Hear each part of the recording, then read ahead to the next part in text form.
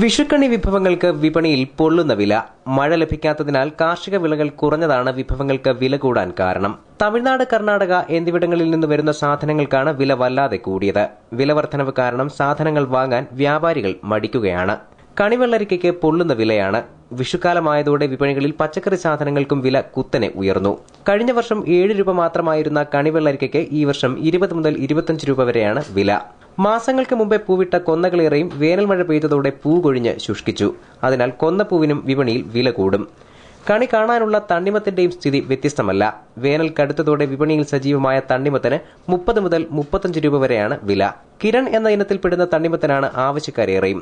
കണി വിഭവങ്ങൾ വീടുകളിലില്ലെങ്കിലും വിപണിയിൽ കിട്ടുമെന്ന ആശ്വാസമായിരുന്നു ജനങ്ങൾക്ക്. എന്നാൽ ഈ വർഷം വിഷു എത്തിയപ്പോൾ കണി കാണാനുള്ള വിഭവങ്ങൾ വിപണിയിലും കിട്ടാത്ത അവസ്ഥയാണ്. സ്ഥിതി ഇങ്ങനെ തുടർന്നാൽ വരും വർഷങ്ങളിൽ വിഷു കണി കാണാൻ വിളകളില്ലാത്ത ആഘോഷമായേക്കും. പച്ചക്കറി എല്ലാം വില കൂടുതലായി. തമിഴ്നാട്ടിൽ മഴയില്ലാത്ത കാരണം പച്ചക്കറികളൊന്നും വരുന്നില്ല. മെയിൻ കാരണം അതാ. കണി വിഭവങ്ങൾ ഇനിയിപ്പോൾ നാളെ മുതലേ വന്ന് തുടങ്ങത്തുള്ളൂ. ഇന്ന് മുതൽ ഇപ്പൊ സാധനം ഒരു സ്റ്റോക്ക് വെച്ചു, ഡിമാൻഡ് കൂട്ടാൻ വേണ്ടി ഒരു സാധനം സ്റ്റോക്ക് വെച്ചേ പോവാ.